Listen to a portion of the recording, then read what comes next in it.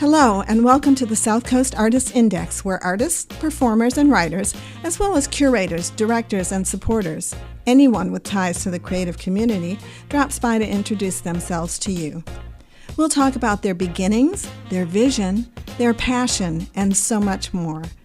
The South Coast Artist Index podcast is brought to you in part by Heavenly Spirits, who invites you to celebrate the art of life and creative communities everywhere.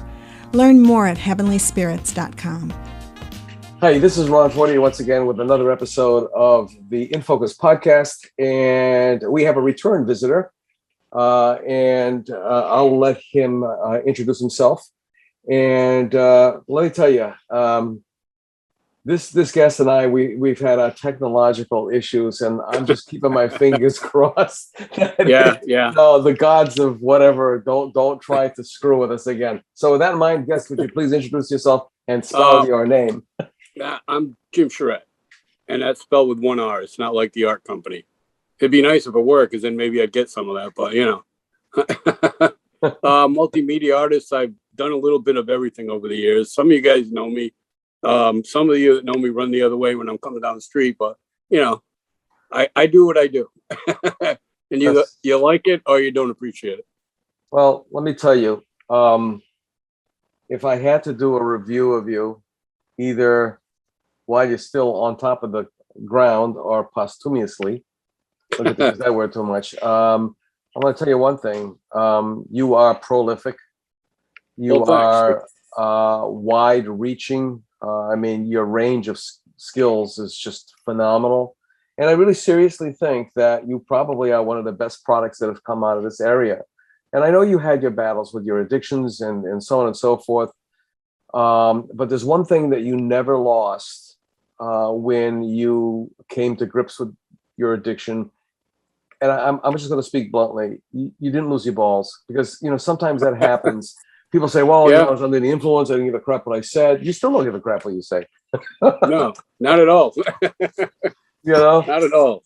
So how's life been treating you through this insanity that we call the pandemic, and which started us on our first of, I don't know, how many attempts did we have until we produced a really crappy podcast? Oh, I think it was like 3 times, because we kept getting cut off. It seemed like double. We didn't record it. Yeah. That was kind of a nightmare, but we made it through, Yeah. It kind of made sense that you were interviewing me in that respect, because my life's been a lot like that, as far as the drug and alcohol and all that, it was part of my journey, man. It was part of the path that led me here. I don't think I'd be the person I am now if I hadn't been that asshole before, Mm-hmm. I met my wife and my kids, and that's what finally got me to stop, because I finally met somebody I gave a shit about, Mm-hmm. Not that I didn't give a shit about my friends and artists that I knew, and my mom and brothers and stuff, but this was different, Mm-hmm. I quit for myself, like you're supposed to, because I wanted to stay with her and the kids, and that began another different, chapter in my path.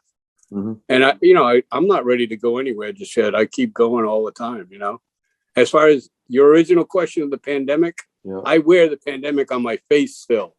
I haven't had a haircut since before, I tried to get there this weekend, but of course that pandemic, the places are mobbed everywhere I went.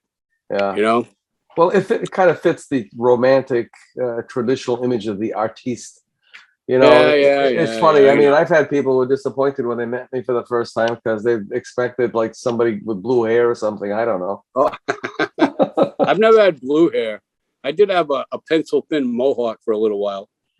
That's getting the crap out of people, I have to admit. Oh yeah. I was a late night delivery guy then. So imagine me walking into a CVS with a long, leather coat on, or I used to like the army jackets too. Right. A big guy. I weighed like 350 then, with a pencil thin mohawk and a beard out to there, which at the time wasn't white. I hadn't met my wife yet. Yeah. They probably expected you to have a sawed-off shotgun underneath that overcoat, right? Well, yeah, pretty much, I actually had the foreman ask me to just finish shaving my head, because it was less scary, which is fine. I did it as a goof anyway. So, speaking of scary, One of the things too about you as an artist, and as I'm just starting to make that journey, as I transition over from being an abstract guy who, whose goal was to paint nothing, which is the most difficult thing to do because it's impossible. So that that you gotta keep going and do that, you're really kind of in tune politically, emotionally, with a lot of things.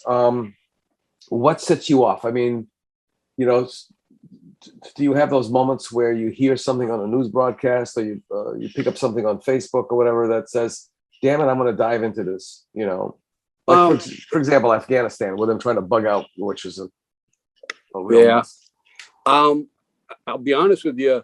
The last 4 years have kind of put a hold on politics for me. Mm-hmm. After that whole, Trumpian nightmare, I did a ton of cartoons. I had that a series I was doing called Theater of the Absurd, and it was all about the politics and mostly about him. And I don't want to swim in that cesspool anymore. One day I just couldn't take it anymore. I was sick to my stomach watching the news, and I'm like, I can't anymore.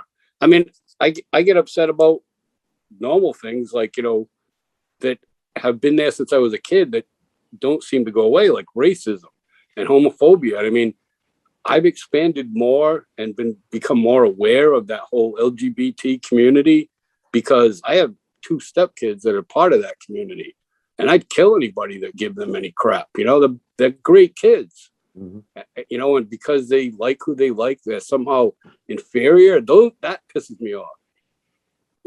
That still pisses me off. And I mean, I see, I've had friends of every color, so to speak, and I don't get racism anymore. Not now.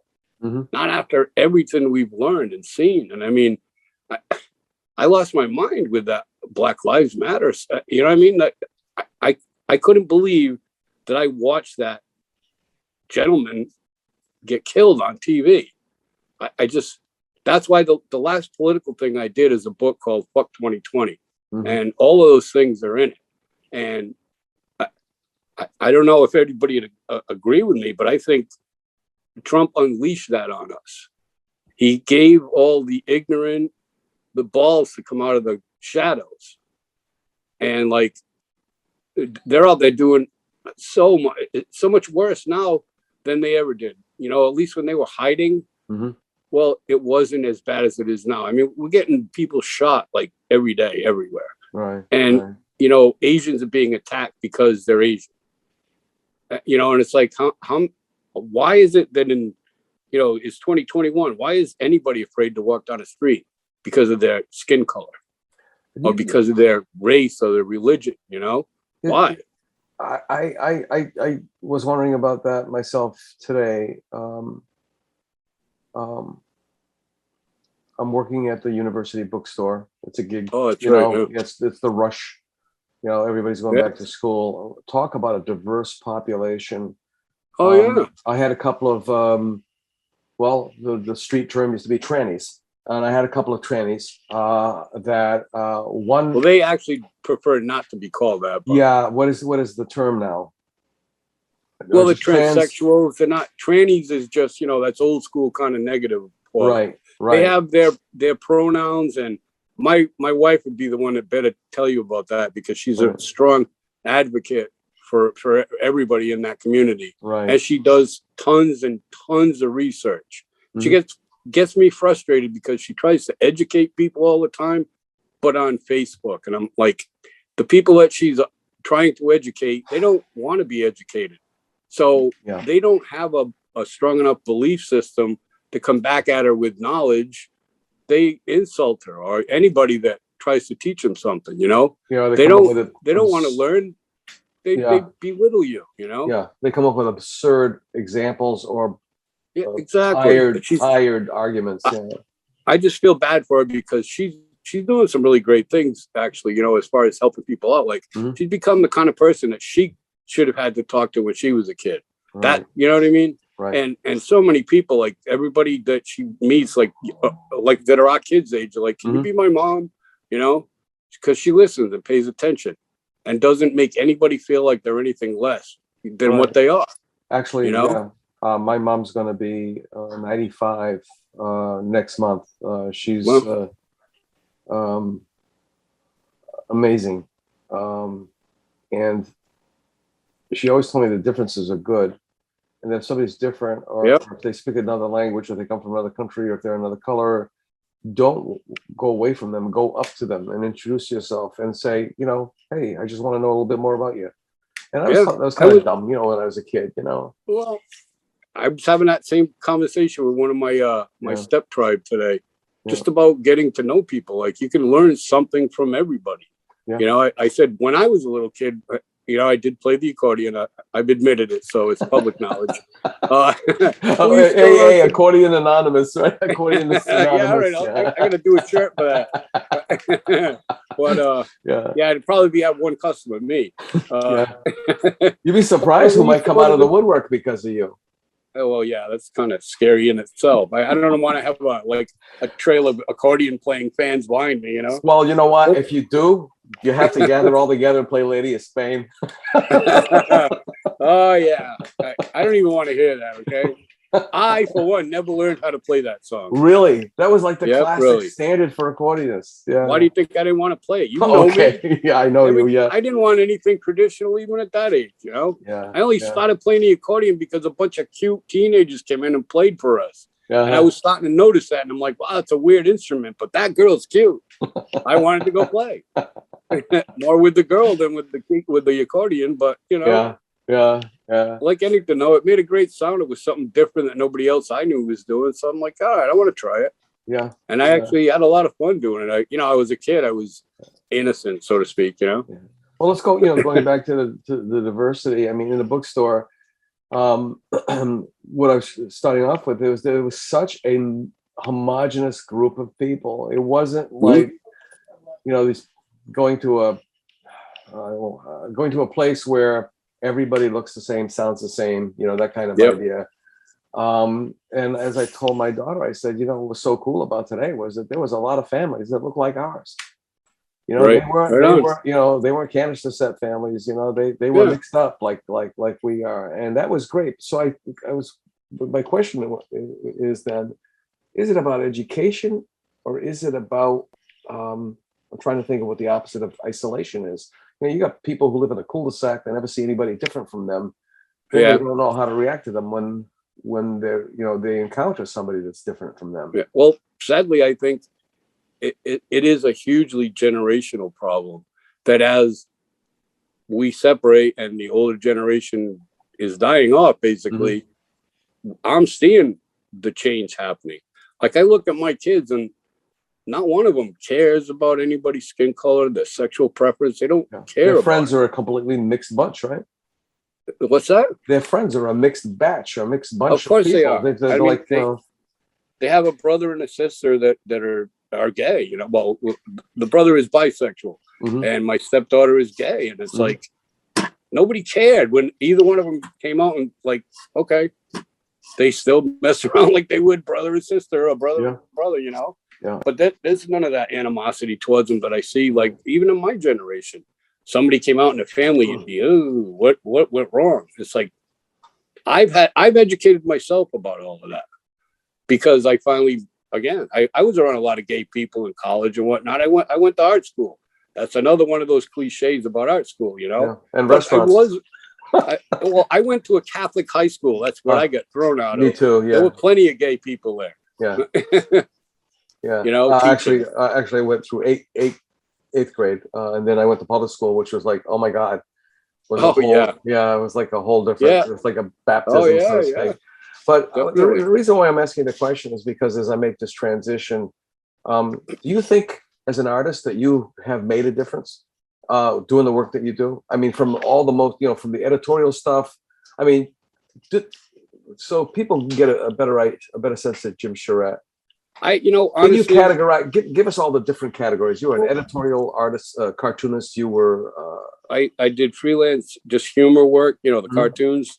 I published my own zines for a while. I'm actually publishing the books now. That Another Day Above the Dirt and Fuck 2020. Right. Those are the first two there. I've had shows of my paintings all over the place, and some of my assemblages. I've been in books. There's a book in New Zealand on collage. I got work in that. I've sold work to tons of magazines, newspapers, and art journals. And just recently, I got I'm the featured artist or artist spotlight in Gallery and Studio magazine. It's an arts journal out of New York City. So, and they actually let me design the page on top of it. And then I got an interview coming with them for next year. It's a quarterly, so they figure they'll start with that. And I mean, that's great. I've been working hard at something like that for a long time. But I worked as a tattoo artist professionally for 5 years. I still tattoo on the side. I've been writing all along. Didn't really show that to a lot of people, but that's what's coming out in the books now. And I was always looking for different things to work on. I probably left out half of what I did, but I've done so much. I had a public access show for a year where I did 30 minutes once a month of all original music and video. That actually had a little bit of a following. Apparently, there were some local high school students, stoners, in fact, who loved the show because said it was like tripping balls without having to do the drugs. I'm like, we'll see that. It was a just say no message. Yeah. Just say no and listen to Jim. That'd make them want to well. Yeah. But there's also a softer side to you, because we've seen some of your work in Facebook that it's like, wow. I mean, pussycats and flowers, and it's like, really exquisite work. Well, thank you. I can tell you about the flowers.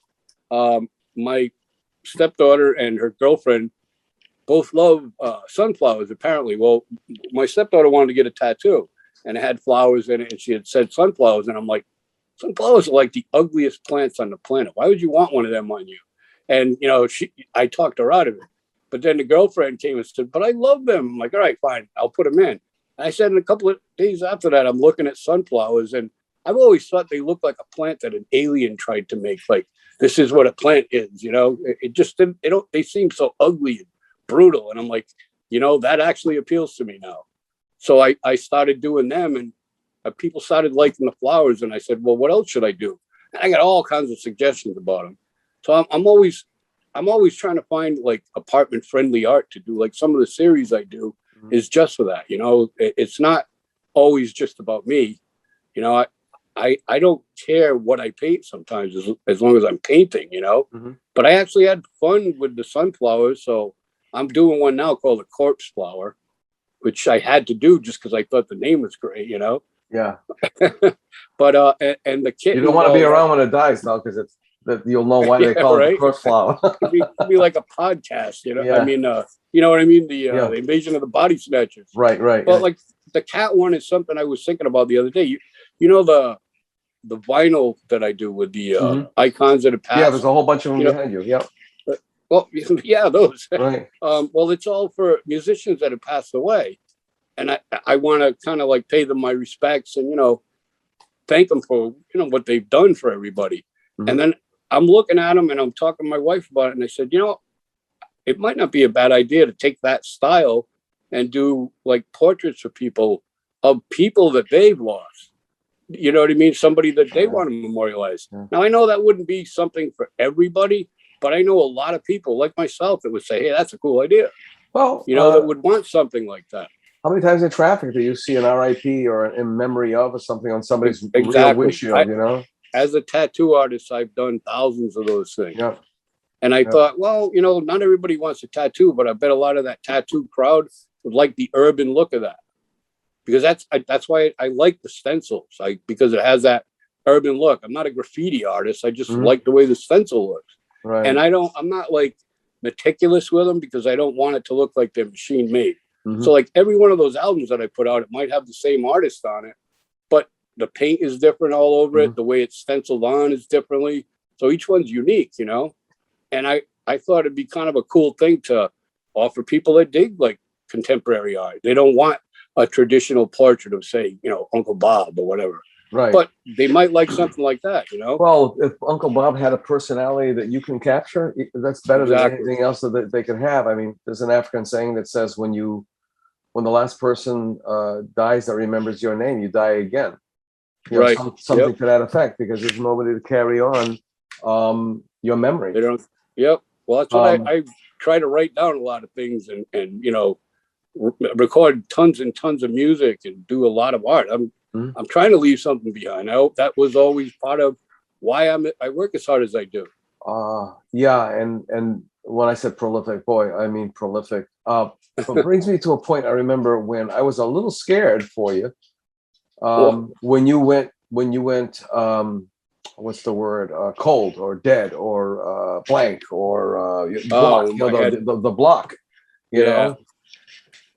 And so, what I have do you those. know what the cause was? Well, yeah, my mind needs to take a break.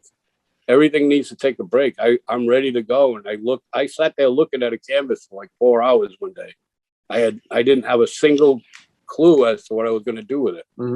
I woke up that morning, I'm like, all right, I'm going to paint today. And then I sat there and nothing came. And that's when it drives me insane. Yeah. Unfortunately for me, I have the music to fall back into because it doesn't matter. I turn the machine on, get the headphones on, and I just play. Yeah. You know? Yeah. I may smoke a little bit to get that going, but I smoke a lot. So not a lot, but you know what I mean? Yeah. Sometimes it depends on what I'm working on, you know?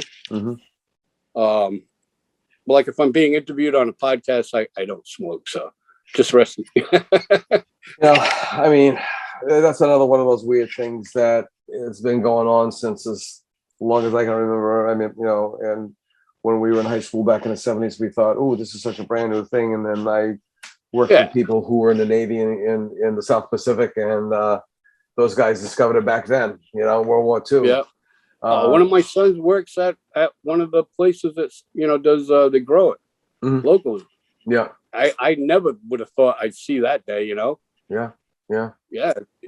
Things have changed so much since, you know, the war on drugs. It must be tough on the paraquat industry. That was the stuff that they used to dump on the fields to kill it.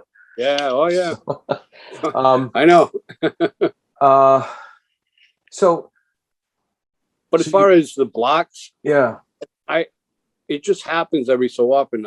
I hadn't had one like heavy like that in a long time, but I used to get them a lot where I would find myself trying to figure out anything in my life, in my art that mattered. Like, what did it matter if I was doing it or not? You know, that kind of thing. And sometimes it took me months to figure that out, you know. I had a friend of mine that always liked it when I went into that place. I called it my pit. I didn't want to talk to anybody. I used to leave my message, would say, well, you can leave a message, but I'd rather kill you than talk to you. So, and everybody'd leave me alone for a while, you know. But when I came out of it, I was usually on fire and I'd go into like overdrive working. Now I get that whole, I think I just described, you know, bipolar disorder, but we didn't call it that when I was growing up.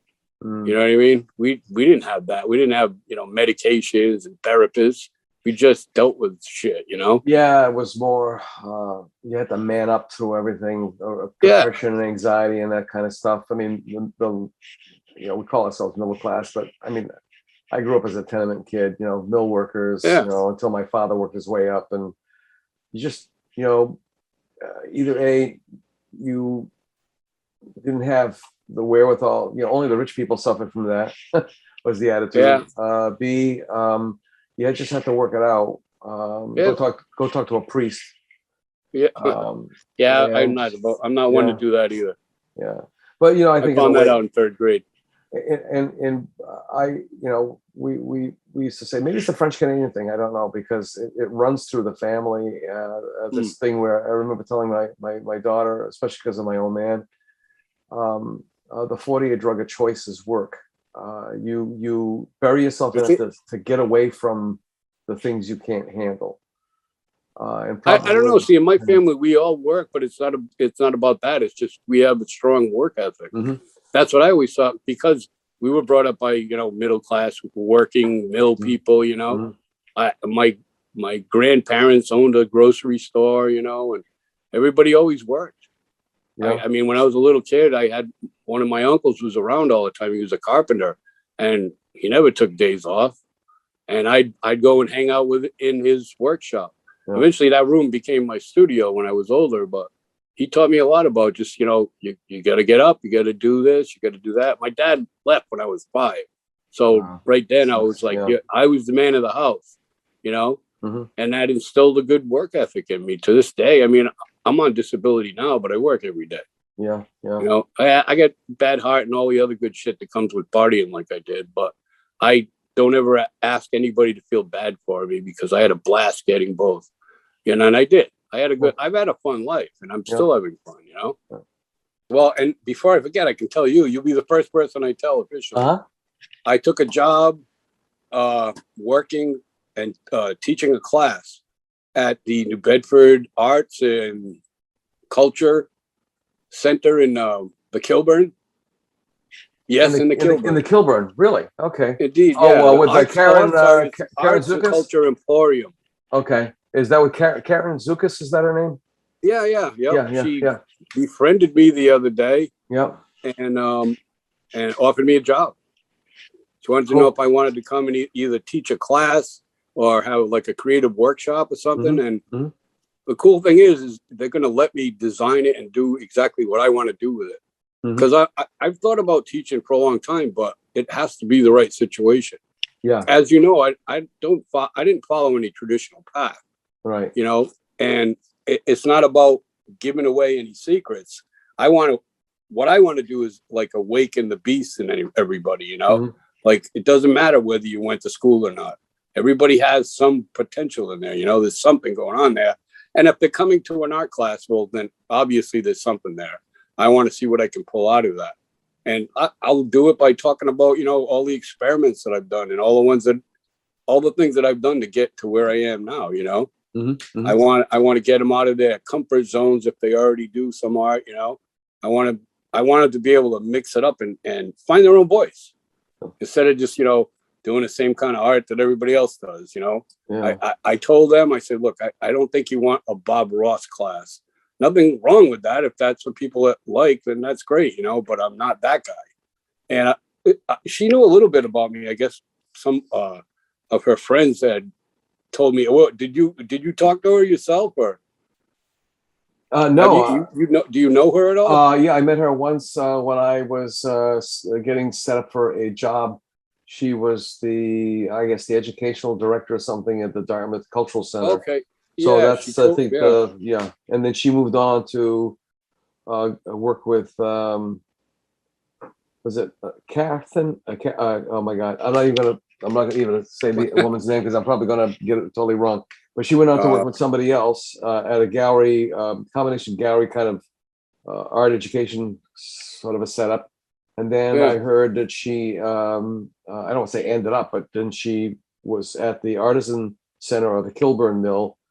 And, you know, the whole Kilburn Mill vibe is so different from when you were there, where it was, you know, guys who had big spaces with no heat, and it was just like rough and ready, to now something that's almost, I think Sarah Folger, who was on the show, she's the creative director there, said something about it being, I think she said it was like an art mall. Because, you know, you've got studios, you've got a completely different mix of things. In fact, they're reconfiguring the whole interior so that they'll have streets.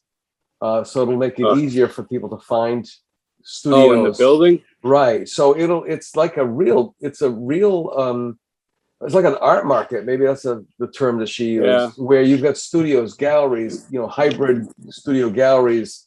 I know, and gourmet coffee shops and microwave, and a brewery. Breweries. Yeah. I had a conversation with Brad Eady the other day, and he was a little upset about the gentrification there, and as I was too. But I told him, I said, you know, what I'm thinking about is that when we were there, we were the art barbarians, and we were exactly where we were supposed to be at that time. Now, what we did matters to us, and we'll all remember it. I'm actually putting a book together about a lot of it. But what it becomes after that has nothing to do with us. It's like I don't really have any bad thoughts about the place because I had a blast there. We had a good time, you know. Okay, so it got gentrified after we left there. Well, that's that happens. It's called American business. Yeah, You know, well, the other thing too is it's as you mature as well. I mean, okay, I mean, you can't use the Rolling Stones as an example because I mean, my God, they're in their 80s for God's sakes, and Yeah. they've been going the same way. With even wearing skinny jeans and the hairstyles, and it's kind of surreal and bizarre on one hand, Yeah. but you do have to. You do move on. I mean, the stuff that you. Well, I mean, for me, there's a lot less anger in me. I don't know. I still have plenty of anger, but I've gotten it under control. I It's used to redirected. rage a lot. It's I don't have redirected. the rage anymore Yeah. because I got medication for anxiety because I had a couple of times that my defibrillator went off and I passed out. Ooh. And every time I was in a car after that driving, Yeah. I was worried constantly. And if any of my family was in the car, I'm like, I was ready to give myself a heart attack because I was worried. So I talked to my doctor and he gave me that for anxiety. Yeah. And I noticed that it also kind of helped me put down that rage that I carried around all the time. Well, plus I finally figured out where a lot of it came from. Yeah. Yeah. Once again, the perspective of time. It's true. It's the perspective of time. It's maturity. I mean, we have to mature at some point. And move on. I mean, I got married and I have kids and responsibilities, and I've always hated the word, but even me, I had to. I'm almost 60, so I guess it's time. Well, here's a question that I ask everybody usually at the end of the show, and here it goes. I'm going to ask you now because I think it's important to ask it right now. How would you like to be remembered? When you leave this sphere that we're in, how would you like to be remembered? As an artist, I mean, I know that I've had an impact on people. Like if I helped one person have a better day with one of my paintings, like I talk about lose your mind. If you can look at a painting and it pulls you in, you've lost your mind for a second. Well, that second though is you're out of all your problems. You're out of your own head, and that is what that kind of impact is what I want out of my work. I would hope that people could remember that I worked my ass off every day. And because since I was in third grade, I wanted to be an artist. I see people that I used to know in grade school, and that's the first thing they ask me, are you still doing the little cartoons? I'm like, I'm doing a hell of a lot more than that. Come on over, I'll show you. They remember me from back then. So I like that, Yeah, that's good. If someday I land on a big pile of money because of what I do, then I'd like to be known as somebody that tried to help people out too, I couldn't get a lot of money without my wife saying, well, she'd want me to be out there helping people because that's what she does. I've been with her when she's got $10 in her pocket. She's a homeless guy that looks desperate. She'll give him the $10. When I first met her, I'm like, what are you doing? But I get it. I understand. Yeah, because she knows she can get more. Exactly. Not right away, but yeah. Exactly.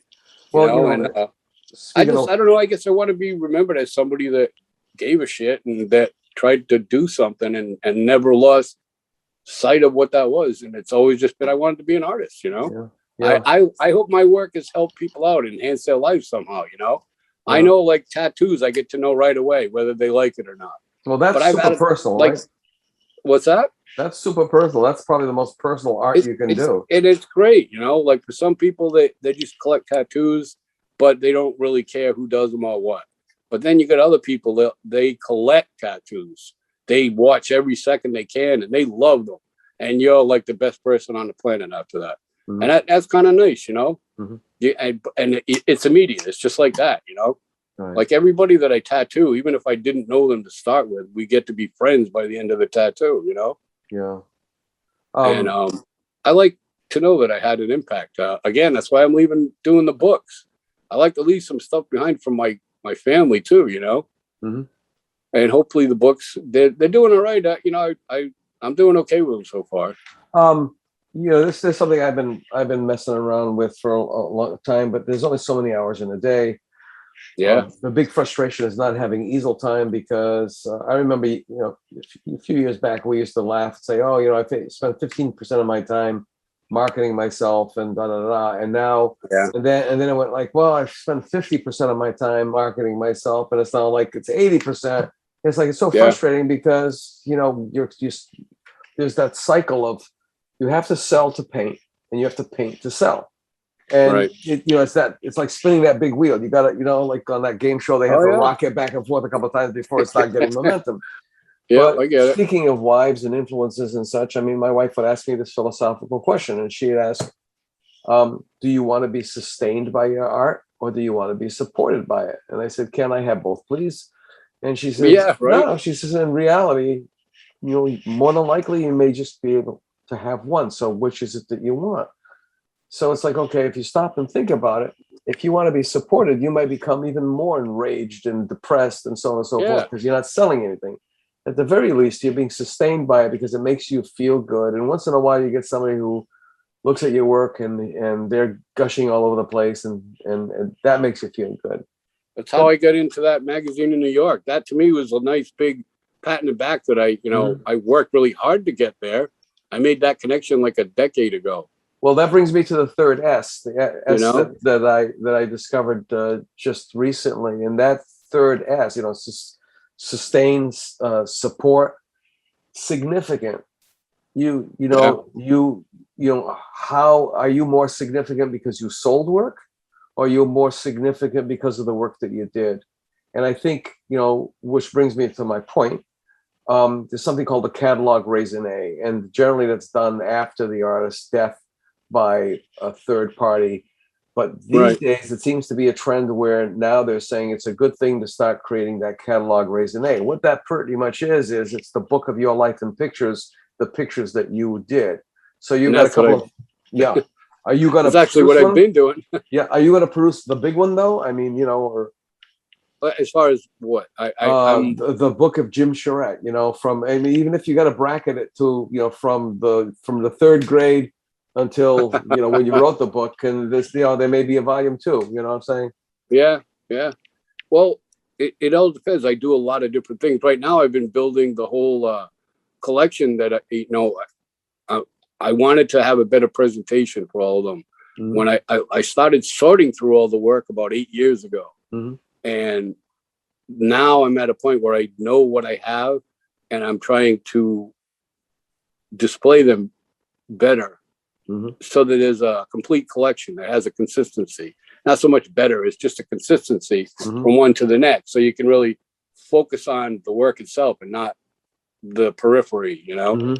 And I've been using Facebook as like a repository for it now. I'll eventually have one of those Wix websites again and put everything on there. But I'm keeping it on an external hard drive. That way, my wife also has a guide to what's there. You know, because I want, well, I want to leave all of that to them. And I'm like, you know, I said, baby, sell what you can. I'm going to be dead. You'd probably be selling for more money. Well, all kidding aside, you know. Yeah. And again, my thought is with you in particular about producing a catalog raisonné. I really think it would be like the best marketing move that you could make, because I think if you took 100 people that know Jim Charette, you know, you'd have to put them into a room for them to really know Jim Charette, because they all know a bit of you. They know you from a certain time frame. They know you from certain experiences. They know you only for one kind of art, like tattooing or editorial cartooning or whatever. But when you put them all in a room together, like, well, he did that too, you know. And really, you know, part of this whole journey that we've been on with the Artist Index, and this is something that Jeff Watton and I talked about years ago when I first met him, and we became fast friends, and he became, you know, I became his consultant. He became my employer. He kind of introduced me to my wife. You know, you just never know how. I can't say kind of. He said, you know, interview her for me, and you know, you just really never know where anything's going to go. But we have all this communication, and the odd thing is that people still don't know people. They still don't know you. And why is it that they don't? Because they walk around like this all day. Yeah, looking at their screen. Yeah. That's, to me, that's the irony of it. It's a communication device that killed communication. Right. I'm looking at that portrait behind you. It looks kind of Van Gogh-esque from here. The colors, the composition, so on and so forth. Yeah. Oh, over here? Yeah. The gorilla? The gorilla, yeah. No, it does have a Van Gogh feel. If Van Gogh was going to paint a gorilla, he probably would have done it, pretty much like that. Well, thank you. You're welcome. But what reminded me, I own a couple of your pieces, and what I love about them is the gestural kind of quality to it. In fact, I've got to find a picture of I just remembered. I've got to find a picture of my stepfather and send it to you. Okay. Because you did a piece that I was like kind of stunned. It looked just like him. Okay. Oh, all right. Now, of course, they say there's no coincidences, and I really believe that. It doesn't really matter. If you say, damn, then I'll buy that piece from you, if it hasn't already been sold. But those pieces that you do, these studies of people, it's like, like you're like in the shrubbery sketching these people because they're doing nothing. How do you know I wasn't? They're doing nothing. They're just being themselves. They don't even think, yeah. I'm drawn to that, though. Like, when I sit down sometimes and I don't really have any clue what I want to do, I'll type in old people in the park. Mm-hmm. And I like seeing that. I don't know if that makes me odd, but I like the way they're sitting and interacting. They don't have to be talking, There's a story there. I know that much. And that's what pulls me in. That's what interests me, Yeah. It can just be two people sitting on a park bench, but there's something intriguing about it to me, Yeah. Or a guy sitting there holding his cane has this incredible sense of dignity. Yep. They all tell you different stories, Yeah. Again, that's why I like talking to the old folks when I was a kid. Mm-hmm. They had the best stories, and they sat like that.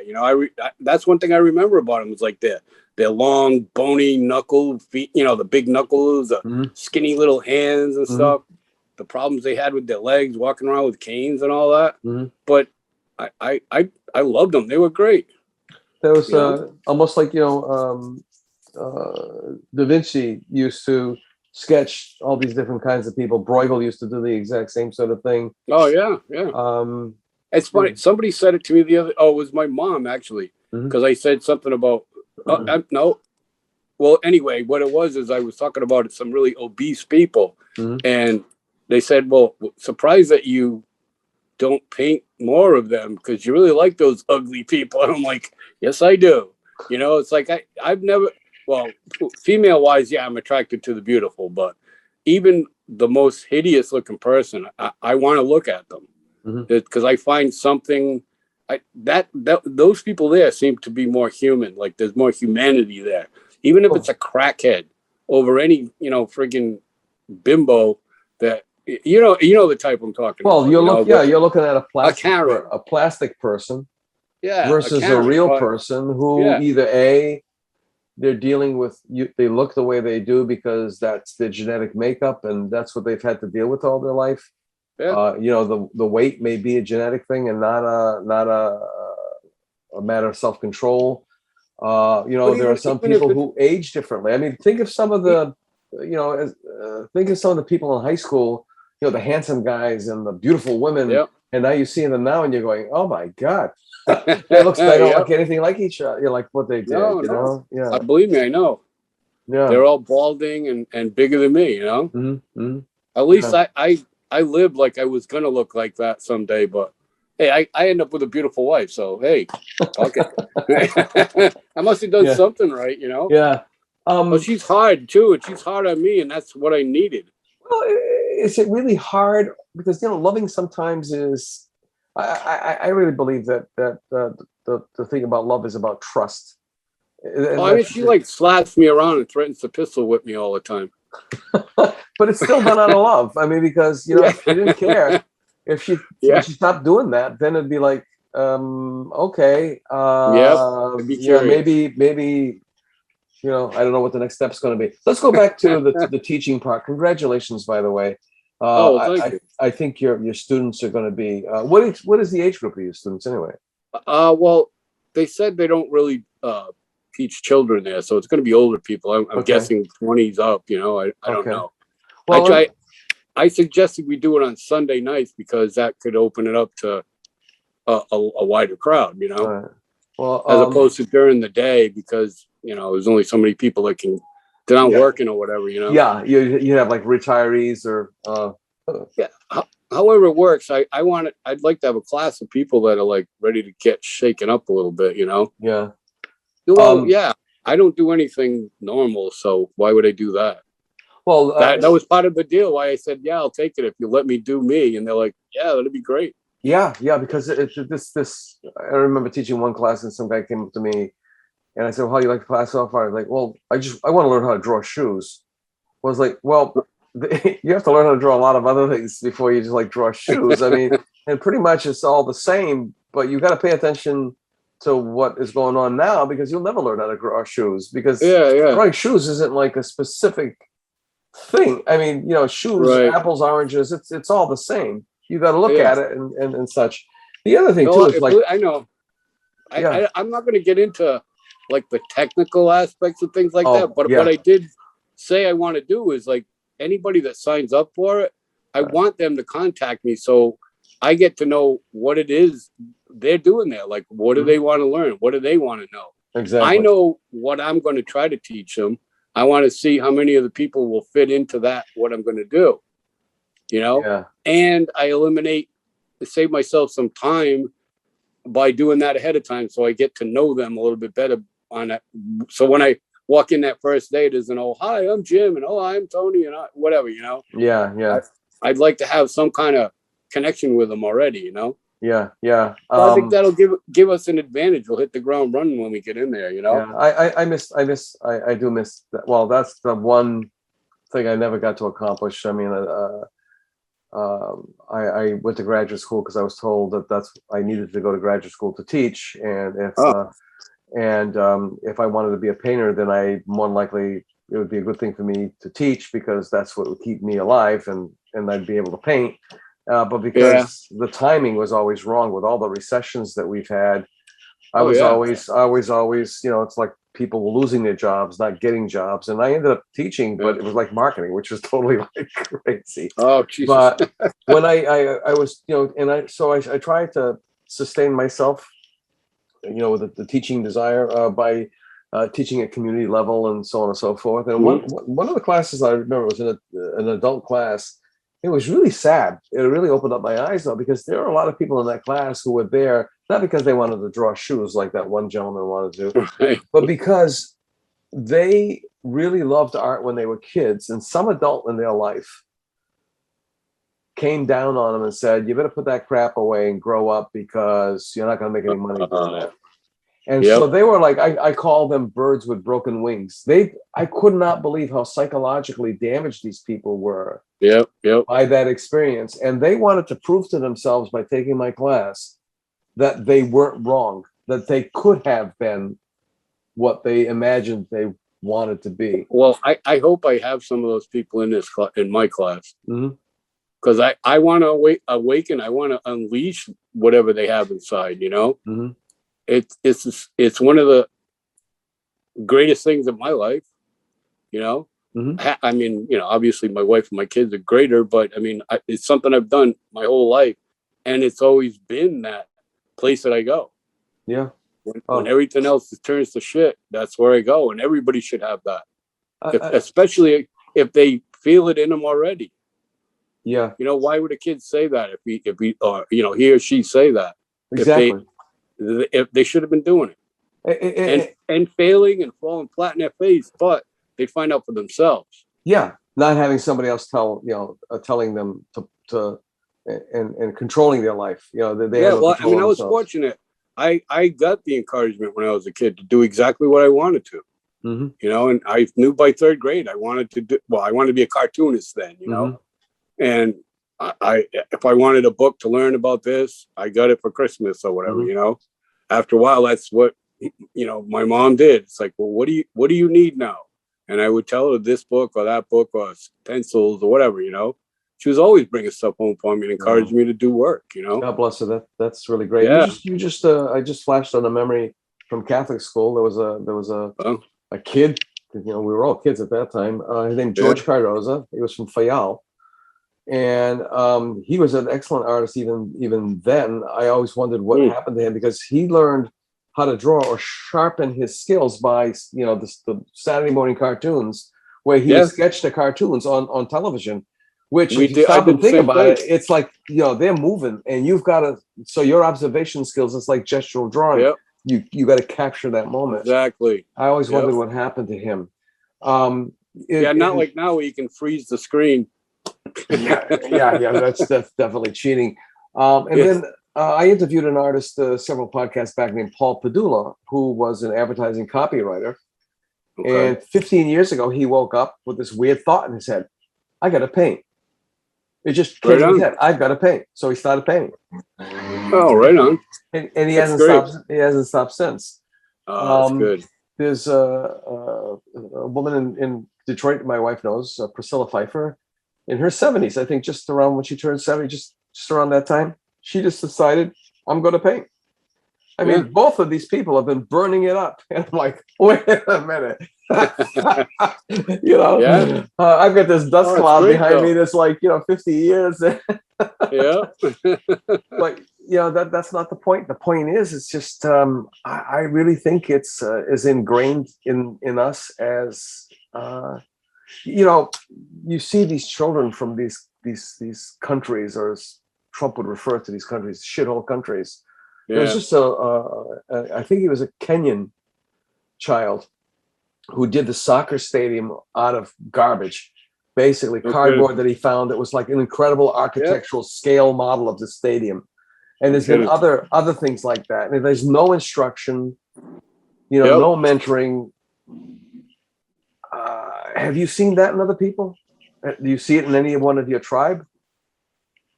As far as having art, this thing, and I don't like the word talent. I hate that word. I think it's a stupid word. That's my opinion. Well, they're not into things. Like I used to bring them to the studio with me, and we'd be up all night making things. So there was talent there, but it wasn't something any one of them really wants to do. But I can respect that. I see that in a lot of people, is that they'll just make art out of whatever's around. Which is something that inspired me. As you know, when I had the studio at the Kilburn, I used to tell people, if you got stuff to throw out, leave it at my door and I'll make something with it. And that, because I had that same spirit growing up. That was the gun bolt gallery, was it? Bolt gun. The bolt gun. Bolt gun. It's not helpful when I'm. Well, it was think about it. The studio was the abattoir, which is the slaughterhouse. So we used the bolt gun. The bolt gun, boom, in the head. Exactly. Exactly. Yeah. But it was like people used to leave things at my front door all the time. Boxes of old magazines, dolls, TVs. I had a bag of bones left out there once with like little skulls and shit in it. Oh yeah, it was like a dog skull. It was amazing. The other thing too, and it's funny you touch on that, because I remember some of that work, the stuff that you'd be posting, and you got people like, well, I don't have any money for paint, and I don't have any money for canvas. It never really stopped you. I mean, you were painting on doors, on whatever. I was in the factory, and I saw like mountains of cardboard in the furniture store, and I'm like, what do you guys do with that? They're like, oh, we throw it away. I'm like, can I have it? He said, take whatever you want, and I don't have to waste the guy cutting it all up. Yeah, or pay for the tonnage, yeah. Oh, exactly. I got tons of stuff, and then they used to let me run around upstairs too, and I got doors and windows. I painted on some of the big the plastic windows they had for downstairs, because I didn't have anything to paint on one night, so I took the one off my window and I painted on the plastic on it. Yeah. Yeah, that place was great for that. Yeah. It's but again, I'm sure that those days are over there. Well, yeah, they're trying to get it organized, and there is going to be, gentrification is a broad term. I think what right now there's a validation of the and I used to hate that term being an advertiser, the creatives. I always felt like we should, I was like the creatives, we never had any shoes on. We're always running around barefoot and stuff like that, and hanging from the ceiling. But there's a validation of the creative community. And I don't know how it's like in other cities and towns. I don't know how the creative communities across the country survive, but there seem to be so many artists. I mean, I'd be curious. Yeah. Every 10 people, how many artists are there? 7, 4? Well, yeah, it's like I say that about tattoo artists. It's like you could walk, especially when the law changed in Mass. Yeah, I could walk out my front door and throw a rock and hit a tattoo artist. yeah. They're all over the place. Yeah. Some of them are good, but yeah. And it comes through an entire range too. I mean, don't forget we live in the seacoast area. Yeah. And if you're not doing the boats in the water, which is, I don't want to say dime a dozen, but it's so much of the same. Yeah. Except for Boucher. Oh God, yeah. Boucher. Yeah. I've known him since BCC back in the 80s, and his work is just amazing now as far as the boats and the seascapes. He's even doing lighthouses, and I'm like, wow, I really like that. And he looked at me, he's like, what? Because back in the day, I'm like, oh, come on, dude, really? Lighthouses? Yeah. But his style has evolved so much. Oh my God! From the earliest stuff with oh my God, it was sort of like, and believe me, this is the thing that's just coming to mind, like Gauguin paint by numbers, because the shapes, the colors and stuff like that, and everything is swirling around and everything. The used to get me is, I would tell him too, I'm like, you don't have to use every single color that you have on every painting, He's French. Yes, he does. He doesn't want to waste anything. I hate to waste things too, but I'm more of the French Canuck, Yeah, that's what I'm saying. No, I was at Chuck's studio last week. At least it's close, Yeah, I live right up the street from him. Yeah. So I know. Like I said, I've known him for like 40 years. So he's known all the various me's that I've been to. Yeah. So he likes this one. Yeah. Well, he's been a pretty steady Eddie. I mean, him and Diane came to Diane, right? Yeah. Yep. Came to our show, Steve Remick's show in mine. Yeah, I'm sorry, I didn't make the buy. I have such a hard time getting around anywhere. I was, especially then, because giving everybody rides. Heather's working and going to school, so not a problem. The other thing too is, I know it sounds crazy, but there's so much going on back to the creative community. There's so much going on, that it's almost impossible to see everything and do everything. It's just like it's almost like every day there's something going on. It's really, really good. And some nights, like when you hit the weekends, it's like 3, 4, 5 things to do. Is like just travel time alone and trying to spend quality time at a specific opening or a gallery. You can't split yourself up that much, Yeah. And I can't always have the car for any more than like an hour some days, Yeah. Well, because I take some of the guys to work, pick some of them up, and then Heather needs the car to do shit. Daddy taxi. Yeah, done that. Yeah. You know what? I love it though. I have a step tribe, and I try to be a good stepdad, Oh yeah. I need the same thing. I was lucky to have a stepmother and a stepfather. They were like, I never used that term unless I had to like identify them, because people would get confused, But they were like an alternate set or a backup set, like a backup generator, like a backup set of parents. If anything happened to my natural parents or biological parents, I had people who loved me just as much, which is kind of cool, because we grew up watching movies of like horrible things of bad stepmothers and all that other crazy stuff. Oh yeah, on. No more wire hangers, right? Okay, yeah. Only people of a certain age are gonna know what the heck that means. But anyway, yeah, but that's why I said it. Yeah. There's a lot of those. There's a lot of dinosaur type references in the book that I do. Yeah. Well, because I kind of that's my target audience. I think is the dinosaurs out here. The ones that are refusing to go away quietly. Well, don't forget the dinosaurs have been kind of passed over in a lot of ways. And you got kids that are like 20-something years old saying back in the day is like, what day? Yesterday? Yeah. Yeah, exactly. Believe me, I got kids and I catch that shit and I laugh, Like, we're going to stop them. We're going to stop them. One of them. Well, go ahead. No. I was going to say, one of their friends loves to use that phrase, that's fair. No matter what you say, that's fair. And I'm like, where the fuck are you from anyway? And he starts laughing. He's like, what? I said, haven't you learned anything? There's fucking nothing fair anywhere in life, No. And he goes, oh, well, that's pretty valid. I'm like, oh God, here we go. Yeah, it is. At best, it's a compromise, right? Yeah, that kind of thing. So, I mean, it's like I only take it so seriously. They're all good kids, so if I can bust balls a little bit, I will, but and yeah, believe me. I mean, I have a lot of fun with Maddie, my youngest daughter. Oh, okay. And because like my biological daughter's 43, Jennifer, and Maddie's 17. She's going on 18. So it's kind of cool, and it's also kind of cool that we're so much alike. I think, and we're wired the same. It's just bizarre, but good bizarre. So I'm going to start wrapping this up, and because don't know if this is going to bump us off on the schedule, but okay. We definitely strayed up into non-artistic territory tonight. And it's almost like a Seinfeld philosophy. What do you guys talk about? Nothing. I have no agenda, and I think that's the best way to do it, because we try to. It's a conversation, and this conversation, I hope, in time, becomes precious to somebody. They want to know, what did Grandpa Jim, blah blah blah, or what? I got this painting by Jim Charette. I wonder what he was like. I have this vision of him. It's like, oh, that's him. But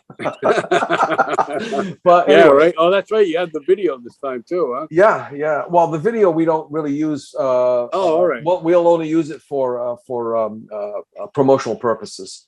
Like we just. I wasn't sure about that. Yeah, we just did one, but this is framed so nicely. Hopefully, we can pull a couple of still shots off of it. It's cool. But and it is a Barbara Walters question. But if you had if you were given a magic wand and you only had one wish right now, and then you had to make that wish within 24 hours, what would you wish for? And that's a pretty open thing. I mean, it could be art, it could be your family, it could be your health, it could be money, whatever. I have everything that I want now. I mean, I wish I had more money so that my family had a better life, but I don't know, waving a wand and getting money would really change everything. I don't know. I'm pretty happy with my family, it's I can't really give you an answer to that one, honestly. I think you did. You know me, I usually have an answer for everything. But... No, you did. You went out, and that's the I don't want to say the cold hard truth. It's the warm and fuzzy truth is Jim Charette is a happy man, and he's happy where he is right now. I mean, things are starting to happen for Jim, not to Jim. Yeah. And it could be because of this mindset, I mean, maybe I just can't think of anything that I want enough to wave a wand at. I mean, all right. Anybody would say money, but we'd only figure out ways to spend it, When I made the most money in my life was when I was tattooing. I spent every last penny of that shit. Yeah. I had a blast. I wouldn't blow it now because I got family, but Heather and I would get everything paid up and then take a nice long trip to Vegas this time. Right? Would I wave a magic wand and put myself somewhere in a gallery in New York? I want to earn that. I don't want it magically to happen, So it's one of those questions where I would normally just go, scroll past it. Like, you know what I mean? It's, and I know you said it was a Barbara Walters question. So yeah. Well, it's really not asked to get an actual answer. It's made to make you really think about it, because it's like, it's a difficult question to you want to be financially secure. Do you want to have good health, or do you want your children's future to be stable, or do you want your relationship to be happy forever and ever, or do you want to be discovered as an artist? It's all those. I mean, I guess maybe looking at that way completely, I would like to be in better health now, so I could stick around with my family longer. I've been doing pretty good, taking care of myself, and I get good reports all the time, and I see my doctors regularly, and they all seem to say everything's going okay. That's good. I mean, not to be corny, but you got your health, you got everything. Well, yeah, and a hot wife. No, I'm sorry. I throw that in all the time. I tell her that, Yeah. Yeah. But yeah, I think it would be my health, you know? Yeah. Yeah. Okay. One more question, because we haven't got kicked off yet. Mhm. What's next? Tonight? No. Well, okay. There's you, that you're living from moment to moment, which is good. Not Yeah. like from year to year and month, you know. Yeah, well, it's been a long day today, so I'm not really sure exactly if I'm going to be doing anything else, but I say that, and I will. I'm working on a new tattoo sleeve for Heather, so I may be working on some sketches for that. We're doing Alice in Wonderland kind of tweak, cool. you know? Yeah. I already get the Cheshire Cat designed and a couple of the Tweedledees, you know? Tweedledums, But yeah. anyway, yeah, that hopefully I'll be working on sometime this week, but I've got to spend some time tomorrow working on my game plan for that class that's going to take place in September. I don't know the date yet. That it's cool because they've left it all up to me to figure that all out. Okay. You know, Right. Yeah, because it's going to be sometime between September 20th and December 20th, I believe. Okay. Right. It'll be 4 weeks with like a 3-hour class each time. You know, but I got to put together a program. I have a good idea of what I want to do. It's basically about helping people find their voice, you know, and I want to call it art is life, is art is life, you know. Yeah. And then finding your voice. Exactly. And I really want to mix it up for them so they come in and don't get what they're expecting, you know, but I have to put together a nice advertising package for it, you know. Well, you know me, I like to promote. Yeah, no, that's all part of the game. Jim, thank you so Well, much. then in September, I'm also doing the Narrows, the Spindle City Fest. Oh, that's right. Yeah, that's a big gig. Yep. And then I have a solo show at Paw Farm Tavern in October. Oh, good. I got to talk to Don. Sorry, we got to talk to Don. We haven't set the dates yet. Oh, good. Yeah, so keeping busy, staying out there. I try. That's all important. Jim, you are a gem. I seriously mean that. I know that when I first bumped into you at the Kilburn, when I was hanging out with Luis Villanueva, you know, at the Colo Colo, I paid attention, and Luis really already had his, you know, his X-ray vision going on you. He already knew where, you know, what kind of a valuable. Well, you know, it's not a bad term. You are a commodity. I mean, you're a valuable commodity. And yet every time I talk with Luis, we butted heads. It's again, I got to get him on a show. He keeps saying nobody wants to listen to him. I'm like, oh yeah, everybody wants to listen to you. You know, so I've got to, you know, I got to get things settled down so I can get him and a couple of other people on the show. Yeah, but, and I was no fucking picnic back then myself when I first came in there. You know. Yeah. I had just sobered up, so I was in that period of my life. Right. And then the other thing too is, one of the things is, either you trust Luis or you don't. And I trust him. And a lot of people think I'm crazy, but I trust him. I trust him implicitly, because some of the stuff that he said was so, what's the word? Common sense. That it's stuff you don't want to hear. It's like the stuff that your mother tells you that you know already that you don't want to listen to. That kind of thing. You know, that kind of advice that I got from him. So I want to wrap this up. All right, I want to take a deep breath and roll out of here. All right, brother. It's been great. Well, this is Ron 40 once again. We just had our guest Jim Charette on with us, and thanks for joining us on the In Focus podcast, brought to you by the Artist Index and supported in kind by Heavenly Spirits Importers, who graciously help us pay some of the bills to get this going. And with that in mind, you know, this COVID thing doesn't look like it's over yet. So just keep your head and be kind to each other out there. And we'll see you next time. Bye-bye. We'll see you next week for another episode of the South Coast Artist Index podcast. The South Coast Artist Index podcast is brought to you in part by Heavenly Spirits, who invites you to celebrate the art of life and creative communities everywhere. Learn more at heavenlyspirits.com. To learn more about the South Coast Artist Index, visit theartistindex.com. Find us on Facebook, Instagram, and YouTube. Be the artist you believe you are, and let's take care of each other out there.